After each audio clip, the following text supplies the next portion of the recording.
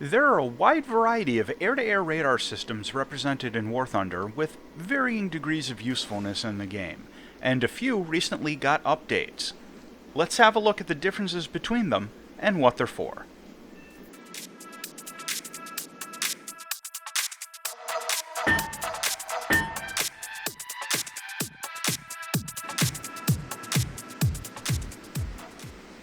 First things first, there are caveats to all of this. Some radar sets have quirky modes that don't function exactly like normal. They all have different ranges, filter ground clutter better or worse, and so on. We're going over the basic concepts here to get you up and running, but you'll still have to learn your plane's individual radar set. Before we even get into the radar, though, we have to look at keybinds. There are a few important ones. At a minimum, you want to be sure you set air-to-air weapon lock, switch primary weapons, switch radar IRST search on-off, switch active sensor type, close long-range combat, change IRST radar mode, change radar IRST scope scale, select radar IRST target to lock, and lock radar IRST target. There are a lot of keybinds to worry about, so you're probably going to change these a bit over time, for convenience and to fit where your hands naturally sit on your keyboard and everything. Now let's look at the different types of radar displays. There are three main types, the first of which is the PPI, the Plan Position Indicator. This is the familiar slice of pie looking radar scope that you've probably seen before, and represents a top-down view of the radar picture in front of the aircraft. Search radar and radar gun sights use this view slightly differently, but it's still called a PPI, and this is generally the default radar scope. The line that moves to the left and the right shows where your radar beam is pointing as it scans, and the different dots represent things your radar sees. The numbers on the bottom left indicate the horizontal and vertical scanning cone of your radar dish, and the bottom right shows you the current range setting of your PPI scope. We'll get into the letters up top in a couple of minutes. Next is the B scope. This is also a top-down view of the radar picture, but it distorts it a bit to fit into a rectangle. Kind of like a flat map is distorted from a globe of the Earth. These are uncommon in gaming, and I'm not going to discuss them much here, but if you prefer to use the B-scope, you have to kind of turn it off deep in your settings. You have to go into Preferences, Air Battle Settings, and toggle Use Rectangular Radar Indicator. There isn't a keybind to toggle it mid-game for some reason. Third is the C-scope. This represents a first-person view looking out forward in front of the aircraft from the point of view of the radar set. In-game, a couple of early radar sets give you the PPI scope and the C-scope, but its primary use is actually with infrared search and track systems. For example, the IRST on the MiG-23M uses the C-scope. Tracked contacts are shown as dots, and the current scanning direction of the dish or seeker is also indicated as a slightly different dot. With that said, we're going to take a look at the different types of radar systems in order of complexity. The first type of radar you're likely to encounter in the game are the early World War II era dipole search units on some of the mid-tier German aircraft. These systems are incredibly basic. They operate only in search mode and present very limited utility in the game. It's important to remember that some of these radar systems were absolute game changers out in real life. Like these dipole search units dramatically improved the ability to intercept bomber formations at night back in World War II, but in War Thunder's current game modes, these capabilities aren't as much of a boost as they were out in actual history. Now, if you look at the bottom right, you'll see the PPI radar scope.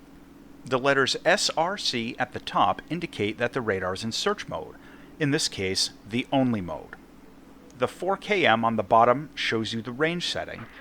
The curved lines on the radar scope indicate detected contacts. There's no indication if the contact is above or below you, and there isn't any ability to lock onto a target.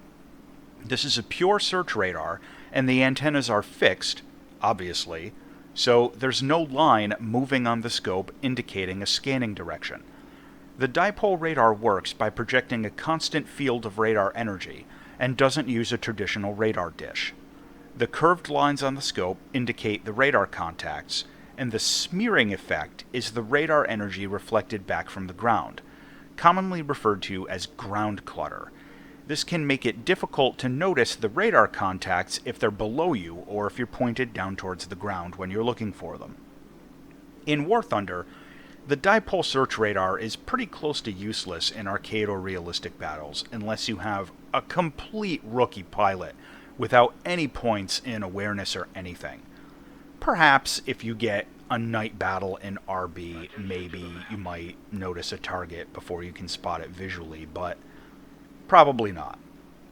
I'm still glad that they included these radars in the game, but they're not very useful in most game modes. I've read some comments that there are players who do find these useful in simulator battles, though, so that's something to consider. Next up, we get to radar gun sights. There are always a lot of questions on the forums and Reddit about these, and to most casual players, it just looks like a small radar scope that doesn't really do anything. And if you're new to the game or you're new to like jet combat, it might be easy to think that you're missing something, that there's a keybind you don't have set or something, but really, they don't really do a whole lot. Radar gun sights only operate in tracking mode, indicated by the TRK up top, and you can still see the scope range on the bottom. In arcade and realistic battles, the radar gun sight is pretty close to useless. The purpose is supposed to be to detect the range to the target, which is then used to automatically adjust the gyroscopic gun sight in your plane. But this only works in cockpit view. It currently does not update your target reticle in external view, though I really wish it did. The only information this gives you is a range measurement to your target. You'll notice in the footage that some parts of the scope turn black when the target is right in front of the plane. That's all the radar gun sight does for you. This is supposed to indicate the range to the target, but in arcade and realistic battles, you can automatically see the range to a target just by clicking on it, so the radar gun sight isn't really giving you any information that you didn't already have. This is another tool that is more useful in simulator battles, and otherwise it's really not going to do much for you. Next up is a basic search-only radar set.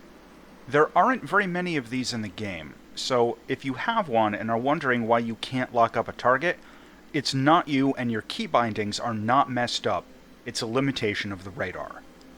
You'll see on the radar scope the letters SRC indicating the search mode, the degrees of detection of the radar dish on the bottom left, and also the scope range setting on the bottom right. Unlike the earlier dipole search radar, you get the line showing the sweep of the beam of the radar dish displayed on the scope. You also have some weird green lines floating in space out in front of you. Those are a visual indication of where your radar beam is searching at any given second, and I'm going to discuss those in more detail in a few moments. These search-only radar sets display detected contacts as dots, so it's a bit more accurate than the dipole radar, but that's really all these are going to do for you. Now we're going to look at a regular radar set. This is what you probably think of when you're thinking about radar. The radar has a search mode, just like we talked about before, but you can also hit your keybind to try and lock a target. This will put the radar into tracking mode and attempt to lock the target directly in front of you. You'll see either TRK or ACQ on top of the radar scope indicating tracking mode or acquisition mode. Some radar sets will only let you stay in tracking mode for a second or two, and some of them will toggle tracking mode on until you flip it off with your lock radar keybind again.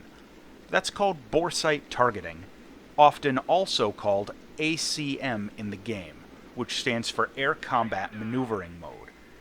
If you hit your keybind, and green corners blink out on the screen in front of you for a second and then disappear, that means your radar tracking is one of the models that only stays on for a second or two, and you'll have to try again if you miss locking on.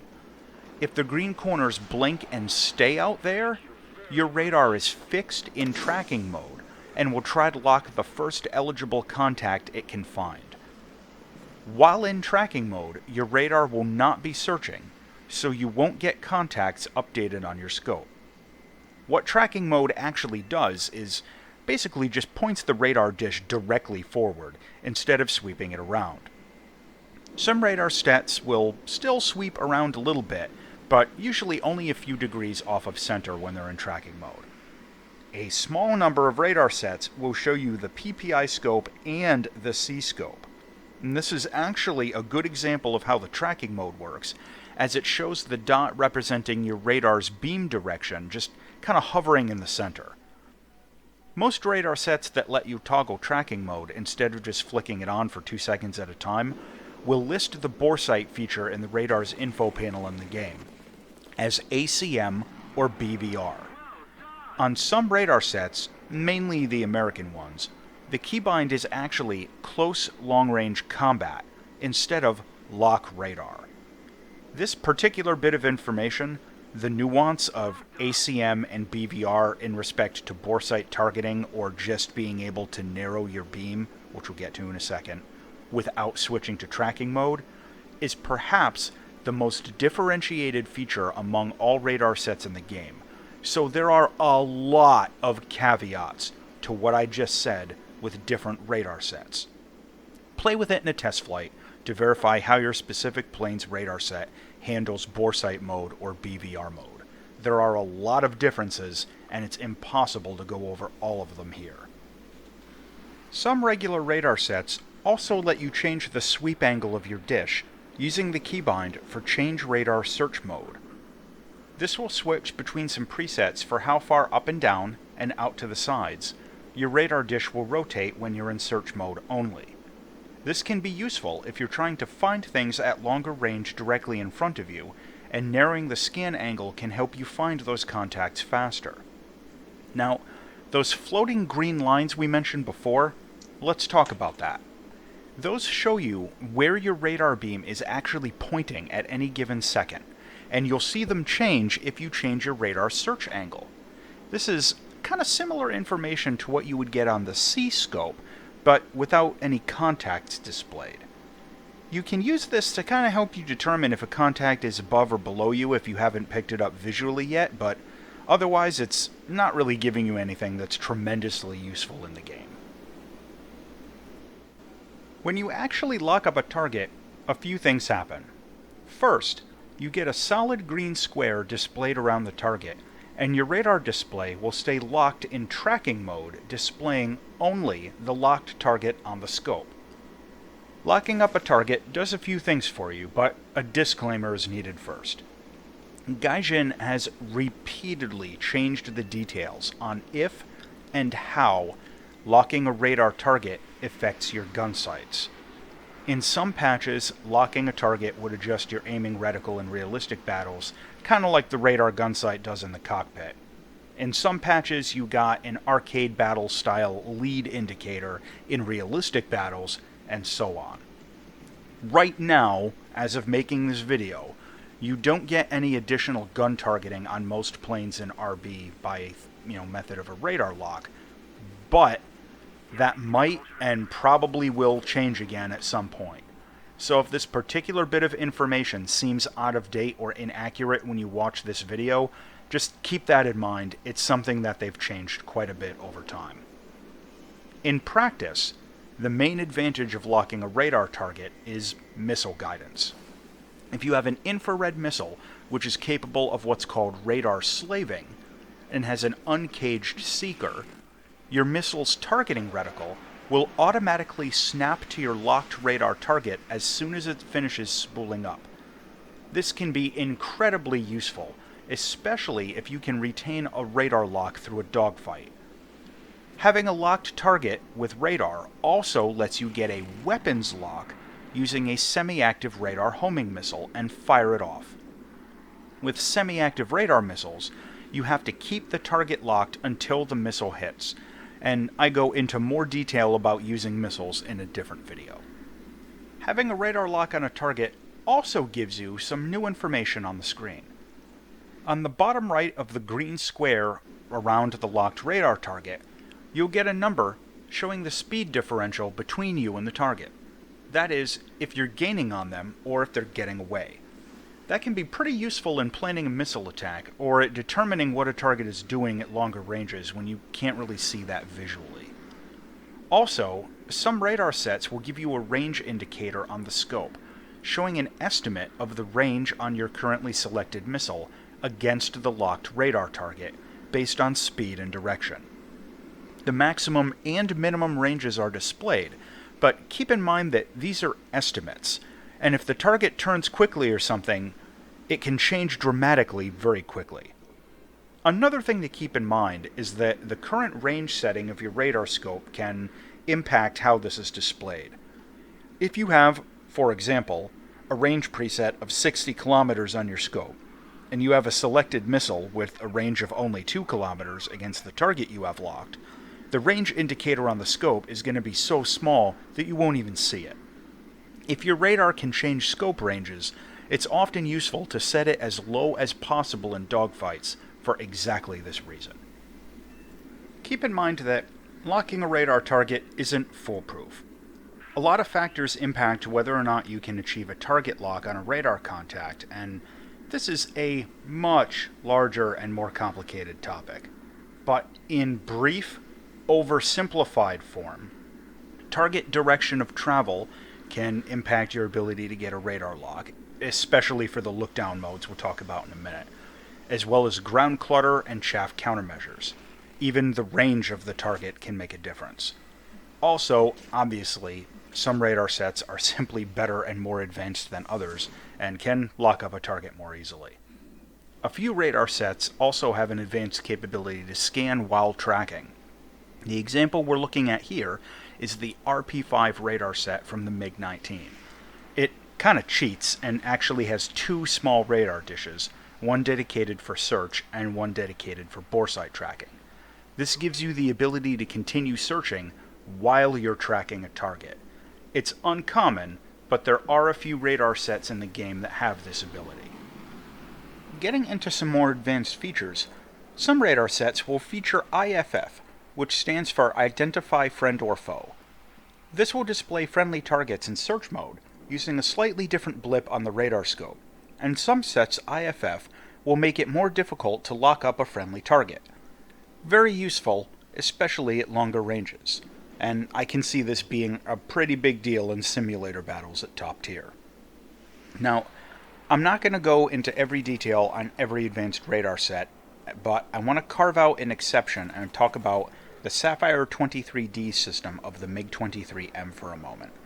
This, I think, is going to serve as an example of how similar sets are going to work in the future, especially as more aircraft are added to the game from the late 60s and early 70s.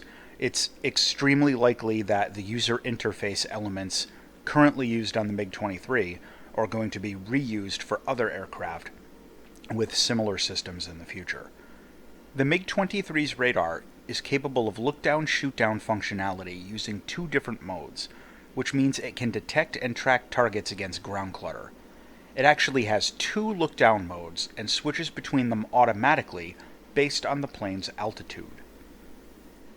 The first is MTI mode, which stands for Moving Target Indication, and is indicated by the letters MTI above the radar scope. This works by storing the radar signal in a buffer for a fraction of a second, and comparing it to the signal that comes in a fraction of a second later. It then filters out any data that doesn't change, which, in effect, removes the ground from the radar's sight picture, leaving only moving targets. Ingenious, but it has a weakness. If a target is moving away from the radar at close to the speed the radar is moving, it will look to the buffer like the target is not moving, and it'll be filtered out like the ground clutter. If you're having problems locking up a target with the MiG-23M at low altitude in a tail chase, this is why. Turn your MTI off. when the MTI is on, you'll notice that ground clutter is filtered out of your radar scope. At higher altitudes, the Sapphire 23 uses a more basic look-down mode, indicated on the top of the scope as LD. This is not Doppler radar, and its basic look-down functionality uses a signal processing technique called analog envelope detection to try and compensate for ground clutter. It does not filter out the ground clutter, and you'll still see it on your radar scope as that green smearing effect. It just tries to deal with it better using some electronic signal processing. This brings us to Pulse Doppler Radar. This is an advanced radar mode indicated by the letters PD above the radar scope that uses Doppler shift to detect targets flying low to the ground. The easiest way to explain it is that Pulse Doppler radar detects the target's movement relative to its surroundings. In our context, it detects the velocity of an aircraft relative to the zero velocity of the ground behind it. You'll also notice that with Pulse Doppler mode on, ground clutter is removed from your radar scope. But, like the MTI mode on the MiG-23, there's a weakness. A target flying at 90 degrees side to side across the radar's field of view and below it, at enough of a distance, will look like it has a velocity of close to zero compared to the ground behind it, since it doesn't appear to be getting any closer to or farther from that ground. Taking advantage of this is an advanced technique called Doppler Notching, which I'll discuss in more detail in another video at some point, but the thing to understand here is simply that if you have Pulse Doppler on, and a target you have locked below you seems to simply vanish from your radar, it's because they turned too far sideways. Try turning your Pulse Doppler mode off, and you'll probably be able to pick them up again.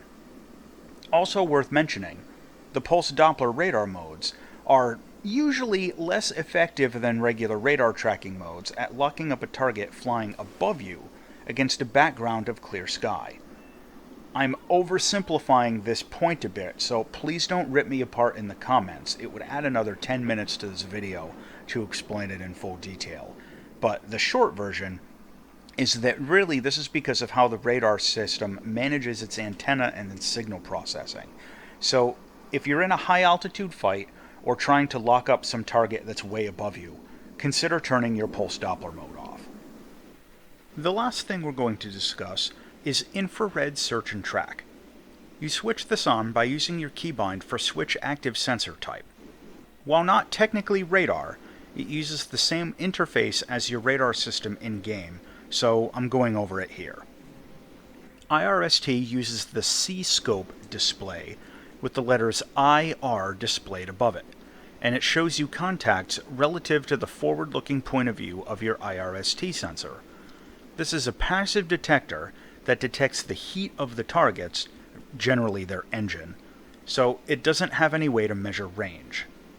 You can't use IRST to guide a semi-active radar missile, but you can use it to slave an IR heat seeker, presuming that the missile has that feature.